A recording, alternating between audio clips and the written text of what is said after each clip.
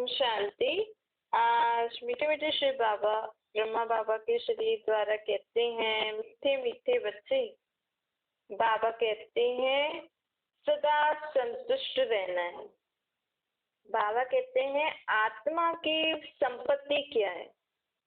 आज बाबा कहते हैं दुनिया में लोग देह की संपत्तियों पे ध्यान देते हैं, लेकिन देखो बाबा कहते हैं आज इतने बड़े बड़े लोग इतनी महलों जैसे घर बना के रखे हैं, गाड़ियां हैं, हेलीकॉप्टर, एरोप्लेन, सब फैसिलिटी है, परंतु क्या नहीं है? सुख, शांति, प्रेम, आनंद नहीं है ना। कहते हैं ना हमारे पास सब कुछ है पर सुख नहीं है। तो बाबा कहते हैं एक्चुअल में ये सब देह की प्रॉपर्टी तो है आपके पास, लेकिन आत्मा उन देह चीजों से सुख ले, उस चीजों से उनको आनंद मिले, खुशियां मिले, उसके लिए ना आत्मा के पास भी प्रॉपर्टी होनी चाहिए। आत्मा की प्रॉपर्टी क्या है? ज्ञान, गुण, शक्ति। ये है हम आत्माओं की प्रॉपर्टी। इस समय लोगों के पास यही नहीं है, क्योंकि ये आत्मा की प्रॉपर्टी कौन देता है? आत्मा का बाप परमात्मा। देखो आपको भी स्थूल संपत्ति लोगों को कैसे मिलती है? अपने माँ बाप से मिलती है ना, दादा परदादा या अपने माँ बाप से मिलती है। ऐसे ही आत्मा जो सुख ले उन चीजों से, आत्मा जो उन चीजों को यूज करके खुश हो, खुशी की फीलिंग आए, सुख का अनुभव हो, आत्मा को शक्तिशाली अनुभव। आज हम कहते हैं ना मेरे में सहन शक्ति नहीं है, समाने की शक्ति नहीं है, मैं सहन नहीं कर सकती, मेरे में संतुष्टता नहीं है। बहुत कुछ है जीवन में परंतु संतुष्टता नहीं, क्योंकि आत्मा में संतुष्ट रहने की जो गुण होता है ना, वो गुण बाबा हमें देता है। भाई हाँ, बाबा के द्वारा अगर हमें सर्व शक्तियां, गुण और ज्ञान प्राप्त है, भाई संतुष्ट रहना ये भी एक कला है ना। आज लोग दाल रोटी खा रहे हैं उससे भी संतुष्ट है। क्यों? क्योंकि वो उनके मन की सोच, वो परमात्मा को याद करके उनको प्राप्ति, अंदर आत्मा में संतुष्टता है। तो स्थूल देह को वो दाल रोटी भी खिलाएंगे ना तो भी उनको फर्क नहीं पड़ेगा। सत्तर में बस 36 प्रकार के भोजन होंगे, लेकिन आत्मा इतनी संतुष्ट होती है, इतनी शक्तिशाली, गुणवान, ज्ञानवान होती है ना, तो वो खाते बहुत थोड़ा है। सोचो 36 प्रकार के भोजन, लेकिन खाते बहुत थोड़ा। इसीलिए ये देवताओं को भोग बनाते अपने लिए, लेकिन उनके मुख में अगर मूर्तियों को भी खिलाएंगे तो जरा सा, बस थोड़ा सा ही खाते हैं। अगर आप देखो, आप अपने को ही देखो, आपके घर में फंक्शन है, खुशियों वाला कोई समय है, भले हम वो चीजें बहुत सारी बनाते, समझो आपके घर में शादी है किसी की, आप कितनी वैरायटी से प्लानिंग करते हैं, हाँ ये बनवाएंगे ये बनवाएंगे, आप कितना खाते हो उस दिन? बहुत थोड़ा बचता है। नहीं, वो बात अलग बात है, रखते भी अलग, लेकिन खुशी इतनी होती है ना कि शरीर को इतना भोजन चाहिए ही नहीं होता। आत्मा में जो खुशी होती है ना, उससे आत्मा अपने पूरे शरीर को उस समय चलाती है। और फिर जब फंक्शन खत्म हो जाता है तो खुशी खत्म हो गई ना, मतलब फंक्शन हो गया, हाँ भाई हो गया, फिर पता लगता है शरीर को हमने इतना समय भोजन नहीं दिया, ये नहीं किया, फिर शरीर में वो सारी बीमारियां या जो कुछ भी है थोड़ा थोड़ा होता रहता है। लेकिन सत्युग में ऐसा नहीं होगा। शरीर में, सत्युग में शरीर भी तंदुरुस्त होता है, आत्मा भी तंदुरुस्त होती है, तो खान पान बहुत थोड़ा होता है। तो बाबा हमें कहते हैं आत्मा की प्रॉपर्टी ज्ञान, गुण, शक्ति उसका बाप ही दे सकता है, लेकिन आज तक तो हमने अपने को आत्मा समझा ही नहीं, मैं शरीर को ही समझा, और अपने बाप परमात्मा को हमने अलग अलग नाम रूप में ठोक दिया, अलग अलग रीति से याद करने की कोशिश करी, तो कुछ प्राप्ति नहीं हुई ना, और ही हम उनसे दूर हो गए। इसीलिए हम तो कह रहे हैं कि हम तो इतनी भक्ति कर रहे हैं, इतने भगवान को याद कर रहे हैं, फिर भी हमारे जीवन में खुशी नहीं है, सुख ही नहीं है, हमें शक्ति ही नहीं है हमारे में। रोज सुबह शाम करना पड़ रहा है नहीं? सुबह शाम हमें, जैसे शरीर बहुत कमजोर हो जाता है ना, तो सुबह शाम उसको इंजेक्शन या दवाइयों से चलाना पड़ता है। ऐसे ही आत्मा भी कमजोर है ना, आत्मा में भी उसकी ज्ञान गुण शक्तियां, संपत्ति कहो या डोज कहो, वो नहीं है। इसीलिए सुबह शाम भगवान के आगे हाथ जोड़ रही है, उनकी पाठ कर रही है, पूजा कर रही है, मुझे ये दे दो मांग रही है।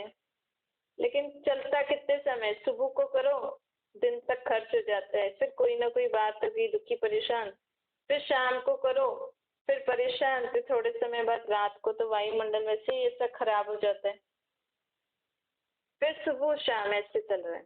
तो बाबा कहते हैं अब मैं इसीलिए तुम्हें मुख्य दो बातें बताने आया हूँ। बाबा के ज्ञान में मेन दो बातें कौन सी? मैं आत्मा हूँ और मेरा बाप परमात्मा है। मुझे आत्मा का रूप भी निराकार, मेरे बाप का रूप भी निराकार। तो जब हम ये विधि समझ लेंगे ना, भाई विधि से सिद्धि होती है ना, लोग तो रिद्धि सिद्धि करते हैं नहीं? आज दुनिया में लोग क्या कर रहे हैं, कुछ ना कुछ अलग, एक नेगेटिव वाला रिद्धि सिद्धि होता है और एक भक्ति मार्ग वाला जो है उसमें लोग व्रत रख रहे हैं, जाप जप रहे हैं, कोई पूजा करा रहे हैं, उससे थोड़ी सी सिद्धि प्राप्त हो रही है, फिर वो कर रहे हैं। लेकिन बाबा कहते हैं अगर तुम इस विधि को अपनाओगे ना, जो मैं तुम्हें बता रहा हूँ, कौन सी? कि अपने को देह से न्यारी में आत्मा निराकार ज्योतिर्बिंदु विकृति के बीच में बैठी हूँ और मुझे भी निराकार रूप में याद करना है। जैसे दो बिंदी हो, दो बिंदी को जोड़ दें तो एक स्ट्रेट लाइन हो जाएगी ना। लेकिन अब हम अपनी आत्मा रूपी बिंदी को उस परमात्मा बिंदी जिसमें बहुत सारी शक्तियां गुण ज्ञान है उनसे जोड़ेंगे तो हमारी आत्मा रूपी बिंदी में क्या आ जाएगा? ज्ञान गुण शक्ति आ जाएगा। जितना आप कंसंट्रेटली, मतलब जितना आप एकाग्रचित होके उस बिंदी को याद करोगे कि हाँ मैं बिंदी आत्मा उस परमात्मा बिंदी को याद कर रही हूँ, उतना हमारे अंदर ज्ञान गुण शक्तियां जो हम आत्माओं की संपत्ति है, एनर्जी है, वो आती जाएगी। तो हमें सारा दिन ऐसे काम छोड़ के नहीं बैठना है, कर्म करते हुए सदा याद रखो मैं उस बिंदी बात से जुड़ी हुई हूँ, मतलब कनेक्टेड हूँ। तो इधर मैं खाना भी बना रही हूँ और बाबा से मुझे आत्मा में ज्ञान गुण शक्तियां भी आ रहे हैं, मैं संपत्तिवान भी होती जा रही हूँ। आप धंधा करो, स्थूल धन संपत्ति कमा रहे हो, लेकिन साथ साथ बाबा को याद करके आत्मा की संपत्ति को भी बढ़ाते जाओ। और ये एक ही समय है, इसी संगम युग में परमात्मा हमें ऐसी समझ देते हैं जो इस विधि से ना आगे एक सत्य त्रेता 2 युग तक और एक ये जन्म, इस जन्म में भी तो बढ़ते जाएंगे तो हमारे अंदर शक्तियां गुण काम में आती जाएंगी ना। जैसे नहीं, अगर मानो महीना भर मटका पानी नहीं आने वाला है तो हम क्या करते हैं, महीने भर का स्टॉक के लिए भरना शुरू कर देते हैं। लेकिन समझो आज आपने भरना शुरू किया तो आज महीने भर के लिए भी जमा करोगे और आज के लिए भी तो भरोगे ना, भाई ये तो हम आज के लिए यूज कर लेंगे और बाकी एक महीने के लिए। वैसे जो हम बाबा से प्राप्ति कर रहे हैं ना अभी इस विधि से, तो वो इस जन्म में भी हमें ज्ञान गुण शक्तियां काम आते जाएंगे। भाई इस कलयुग की दुनिया में हमें जो गुण चाहिए रहने के लिए, सुख शांति से जो शक्तियां चाहिए वो भी हम यूज कर रहे हैं और आगे सत्य प्रेता के लिए तो जमा हो ही रही है। सहज तरीका है ना, कोई बाबा हमें व्रत रखने के लिए, पाठ पढ़ने के लिए, जाप जपने के लिए, मंत्र जपने के लिए थोड़ी बोल रहे, सिर्फ क्या कह रहे हैं, अपने को बिंदी समझो और मुझ बिंदी से सदा कनेक्टेड रहो, ये अटेंशन दिलाओ। जिससे हम मानो कि हम संगठन में काम कर रहे हैं, आप 5 जने इकट्ठे काम कर रहे हो तो पता रहता है ना, हाँ हम सबको बताते हैं कि हम 5 काम कर रहे हैं, इसके ऊपर हम 5 काम कर रहे हैं, हमें सबके बारे में पता होता है और याद भी रहता है। ऐसे सुबह से लेकर रात तक बाबा कहते सो भी मेरे साथ। जब रात को सोते हो ना तब मुझे सब कुछ बता के मेरी याद में मेरी गोद में सो जाओ। रात को नींद भी खुले से बात कर रही है उन्होंने आपके कॉल। अगर रात को नींद भी खुले तो याद रखना मैं बाबा के साथ सो रही हूँ। और सुबह को फिर उठ के बाबा से गुड मॉर्निंग करके फिर बाबा के साथ बाबा चलो अब ये काम करने। तो इससे क्या होगा, हमारी आत्मा संपत्तिवान बन जाएगी। और जो आत्मा संपत्तिवान होती है ना, समझो हम ज्ञान गुण शक्तियों से भरपूर होते जाएंगे ना, तो उसका क्या क्या फायदा होगा। एक तो हमारे जीवन में ना कोई अप्राप्ति नहीं रहेगी। आज आप चेक करना आपको आपके जीवन में कितनी प्रकार की अप्राप्तियां महसूस होती है कि मेरे पास ये भी नहीं है, ये भी नहीं है, ये भी नहीं है। तो अगर आप इस विधि को अपनाओगे ना तो थोड़े दिनों बाद आप देखना, अपने आप को चेक करना कि मेरे में अब कोई अप्राप्ति है, फिर नहीं आएगा। क्योंकि वो आत्मा भरपूर होती जाती है ना, तो ऑटोमेटिकली सब प्रकार की अप्राप्तियां खत्म होती जाती है। मतलब अप्राप्ति का नाम निशान नहीं रहता है। हद की इच्छाएं क्या होती है ना, इसकी भी अविद्या हो जाती है। हद की इच्छाएं बहुत होती है ना लोगों को, लेकिन बाबा कहते हैं इच्छाएं कब होती हैं, जब हमारी आत्मा में ये सब संपत्ति खत्म होती जाती है ना। देवताओं के पास कोई इच्छा है ही नहीं, उनके पास सब कुछ है, लेकिन सब कुछ होते हुए भी उनकी आत्मा भरपूर है ना, तो उनको ये वो स्थूल चीजों पे ध्यान भी नहीं देते। बट देखो आज किसी के पास बहुत कुछ चीजें हो, घर में सब प्रकार की चीजें, लेकिन वो बोले मेरे को तो सुख नहीं है इन चीजों से, है सब कुछ, मेरी कोई इच्छा नहीं है, अब ये सब कुछ है लेकिन सुख भी नहीं है मुझे। मतलब एक न्यूट्रल लाइफ, मतलब कुछ मजा नहीं, एकदम रूखी सूखी सी लाइफ। और जहाँ आत्माओं को बहुत सारी, आप देखो अगर आपको बहुत सारी इच्छा होती है, अगर वो चीज मिलती जाएगी ना तो भी आपको उस चीज में मजा नहीं आएगा, क्योंकि आत्मा में वो चीज ज्ञान गुण शक्तियां नहीं है ना, आत्मा के पास संपत्ति नहीं है। और जब आत्मा संपत्तिवान बन जाती है ना तो ये हद की इच्छाओं की अविद्या हो जाती है। जो आत्मा संपूर्ण संपत्तिवान बन जाती है ना, वो किसी से कुछ मांगती भी नहीं। आज आप चेक करो, आज आप कितने जनों से क्या क्या मांगते हो स्थूल चीजों के अलावा। वो स्थूल चीजें तो मांगते, वो तो चाहिए ही सही, वो तो आप किसी न किसी से कुछ मांगते, क्या वो तो अपनी चीज है तो हम। लेकिन बाबा कह रहे इसके अलावा, जैसे आप किसी से एक्सपेक्ट करते हो कि ये मुझे सुख दे, ये आत्मा मुझे मान दे, ये आत्मा मुझे सम्मान दे, मेरी भी इज्जत हो, ये सब चीजें बाबा बोल रहे हैं।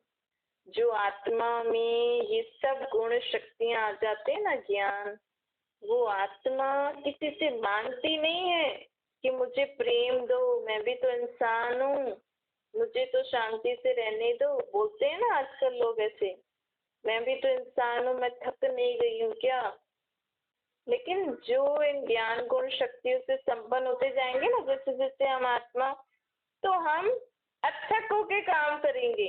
हमारे पास इतना आत्मिक प्रेम होगा कि कोई मुझे गालियां भी देगा ना तो भी मैं उसको आत्मिक प्रेम दूंगी, इज्जत दूंगी। क्यों? क्योंकि मेरे पास है ये। वो मुझे कड़वे शब्द बोल रहे लेकिन मेरे पास तो मीठे शब्द ही है ना, मेरे पास तो है ही सम्मान वाले शब्द। क्यों? क्योंकि मेरा बाप मुझे अभी उससे ही भरपूर कर रहे हैं। अभी मेरी आत्मा परमात्मा से कनेक्टेड है, तो मेरी आत्मा में वही सब कुछ है, तो मुझे वही सब कुछ देना है ना। ऑटोमेटिकली निकलेंगे, आपको जरूरत भी नहीं पड़ेगी सोचने की। तो बाबा कहते हैं अब ऐसे बनना है, तो कौन सी विधि को अपनाना है? मैं बिंदी, मेरा बाप बिंदी।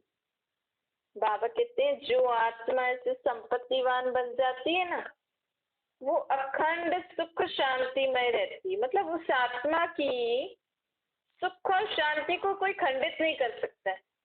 आज हम कितना तुरंत बोलते हैं, अरे उसने मुझे दुख दिया, उसने मुझे दुखी कर दिया, उसने मुझे अशांत कर दिया। अब किसी की इतनी हिम्मत हो गई कि आपकी शांति को भंग कर रहा है, आपके सुख को खत्म कर रहा है। तो मतलब आप में वो चीज नहीं है, तभी तो और लोग आपको दुख दे रहे हैं, अशांति दे रहे हैं, आपके सुख को खत्म कर रहे हैं, आपकी शांति को खत्म कर रहे हैं। हम अगर इस पॉइंट को सोचेंगे ना, हम जब बोलते हैं ना फलाने ने मुझे दुख दिया, अगर आपको कोई डस्टबिन, अपने घर के डस्टबिन में से बहुत गंदी चीज आकर दे, तो आप लोगे? नहीं लोगे ना। तो सामने वाले, आप ऐसे कैसे कह सकते हो कि सामने वाले ने मुझे दुख दिया? आपने लिया क्यों? सामने वाले ने तो मेरी शांति को ही भंग कर रखा है, मुझे शांति से रहने ही नहीं देता है। अरे सामने वाले की इतनी हिम्मत होगी कि आपको शांति से, आप शांति से रहो ना, आपको कौन मना करे, लेकिन आत्मा में शांत रहने की शक्ति भी तो हो, वो कौन देता है? बाबा। आप इस विधि को अपनाओ, मैं आत्मा बिंदी बाबा बिंदी मेरे से कनेक्टेड है, कहीं भी आप जा भी रहे हो ना, क्योंकि ये तो ऊपर कनेक्टेड है ना, मतलब एक तरीके से लाइन, बस हमें अटेंशन रखना है कि हाँ मेरी आत्मा बाबा से कनेक्टेड है।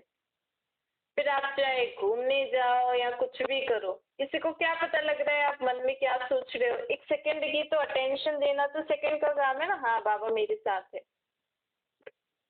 बस। फिर आप घूमो खाओ, संबंध व्यवहार में आओ, लेकिन किससे कनेक्ट होके? बाबा से कनेक्ट होके। फिर देखो आपकी सुख शांति को कोई भी खंडित नहीं करेगा, वो सदा अखंड रहेगी। कोई भी परिस्थिति भी आ जाए ना, क्योंकि देखो जीवन में जो परिस्थितियां आ रही है ना, वो मेरे कारण ही आप इसको एक्सेप्ट करोगे तो बहुत अच्छा होगा कि मेरे जीवन में जो भी परिस्थिति आई है वो मेरे कारण ही आई है, मेरी मन ने जो सोचा है उसी का ही परिणाम है। मुझे आत्मा ने जो पिछले जन्मों में विकारों के वश या इस जन्म में जो विकारों के वश बुरे कर्म किए हैं, उसके कारण ही ऐसा हुआ है। आप इसको एक्सेप्ट करो, फिर देखो आपके जीवन में कोई भी परिस्थिति आएगी ना, आप हलचल में नहीं आओगे, क्योंकि मेरा ही किया हुआ काम है ना, तो ऑटोमेटिकली हमें याद आ जाएगा। अब देखो हमने कोई गलती करी तो कैसे हम चुप हो जाते हैं ना, हम सोचने लगते नहीं यार ये मेरी गलती हो गई, अब मुझे इसको सुधारना है, कैसे अंतर्मुख हो जाती है ना आत्मा। और अगर किसी और ने गलती करी, आपके साथ बुरा कर दिया, तो कैसे क्रोध में आ जाती है।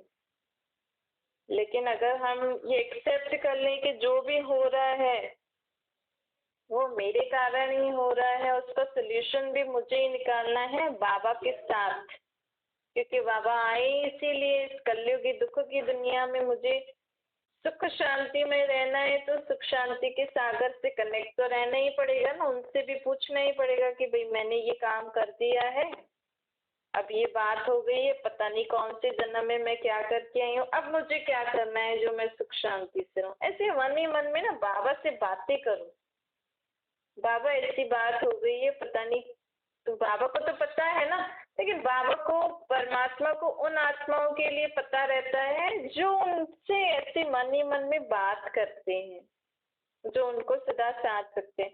लोग तो कह देते हैं भगवान सब देख रहा है, लेकिन बाबा कहते हैं मैं उन्हों को ही देखता हूँ जो मुझे याद करते हैं, नहीं तो मेरे को क्या पड़ी, पूरी दुनिया की आत्माएं मेरे बच्चे हैं, मैं इतनी सारी बच्चों को कैसे देखूंगा। आपके घर में 2 बच्चे हैं, आप उनको भी, उनमें से भी सबसे ज्यादा ध्यान आपका किसके पास जाता है? जो आएगा आपके पास आपको बताएगा मम्मी ऐसा हो गया, पापा ऐसा हो गया, अच्छा, तो आपका उसका टेंशन नेचुरल ज्यादा जाएगा, हाँ भाई बच्चे ने ऐसा बोला। दूसरा बच्चा बताएगा ही नहीं, कुछ अपनी ही मस्ती में मस्त है, बस उसको पता है हाँ मम्मी पापा देख रहे हैं ना, बस देख रहे हैं।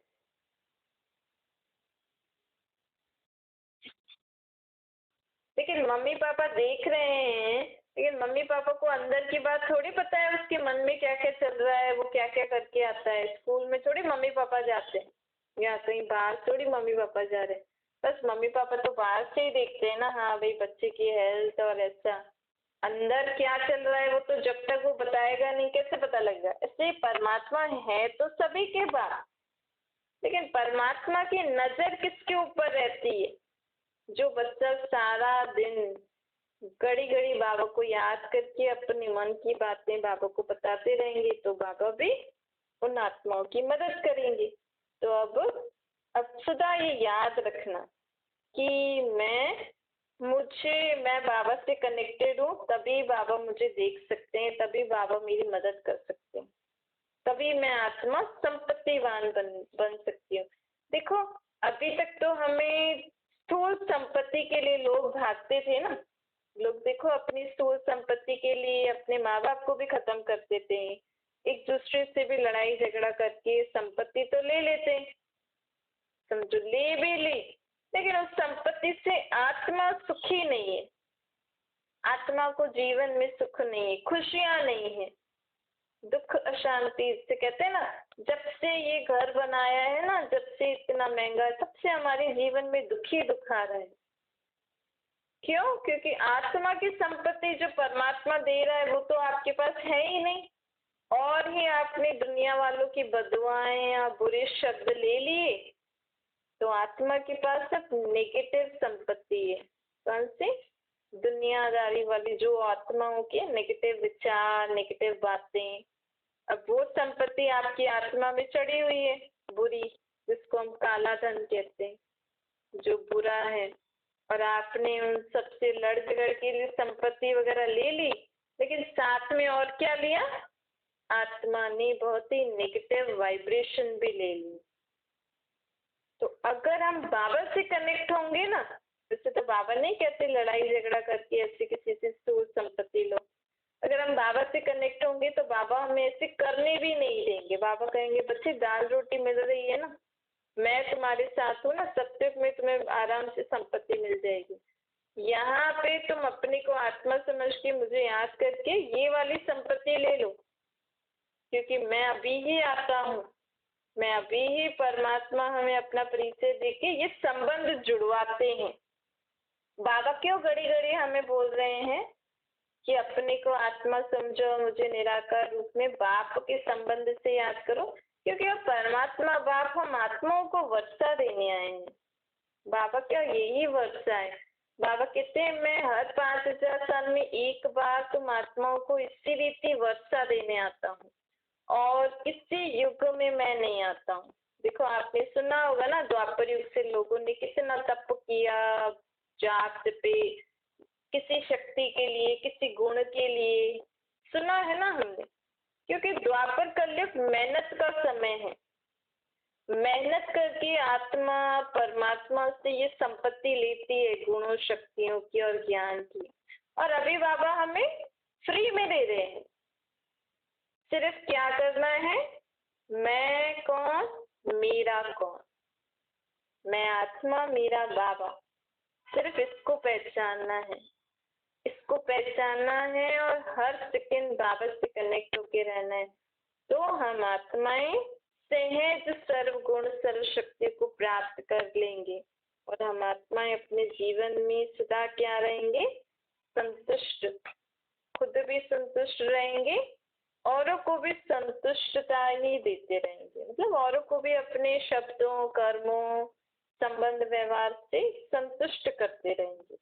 अच्छा, मीठे मीठे से लगे बच्चों प्रति माता पिता बाप दादा का याद प्यार और गुड मॉर्निंग।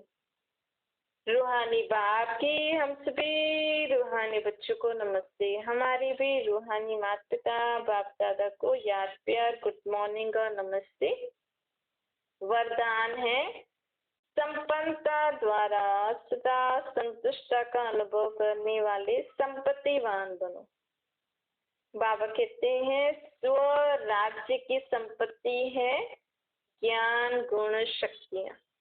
आत्मा, आत्मा स्व अर्थात मैं आत्मा, आत्मा अपनी स्थूल और सूक्ष्म कर्मेंद्रियों पर राज्य प्राप्त करे, उसके लिए आत्मा को ज्ञान गुण शक्तियों की संपत्ति चाहिए। जो आत्मा इन सर्व संपत्तियों से संपन्न स्वराज्य अधिकारी बन जाती है ना, वो आत्मा सदा संतुष्ट रहती है। उस उसके पास अप्राप्ति का नाम निशान नहीं रहता। हद की इच्छाओं की अविद्या, इसको कहते हैं संपत्तिवान। वह सदा दाता होंगे, मांगता नहीं होंगे। वे अखंड सुख शांतिमय स्वराज्य के अधिकारी होंगे। कौन? जो आत्मा इन संपत्तियों से संपन्न होगी। वो आत्मा किसी भी प्रकार की परिस्थिति से कभी भी अपनी शांति को खंडन नहीं करेगी। अर्थात कोई भी परिस्थिति उसकी शांति को खंडित नहीं कर सकती। स्लोगन है ज्ञान नेत्र से। हमें जो बाबा ने ये ज्ञान का तीसरा नेत्र, मैं आत्मा हूँ, बताया है। आत्मा में बुद्धि नेत्र होती है।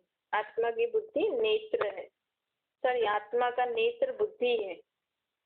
तो जब हमें आत्मा की स्मृति रहती है ना, तो हम बुद्धि रूपी नेत्र से सब कुछ देखते हैं। बाबा ने हमें ये आत्मा की स्मृति दिलाकर हमारे बुद्धि रूपी नेत्र द्वारा हमें तीनों कालों और तीनों लोकों की पहचान हमें दी है। अर्थात हमने बुद्धि रूपी नेत्र से तीनों कालों और तीनों लोकों को जाना है। तो वो आत्मा मास्टर नॉलेजफुल होती है। ज्ञान नेत्र से जो आत्मा तीनों कालों और तीनों लोकों को जान जाती है ना, उस आत्मा को मास्टर नॉलेजफुल कहा जाता है।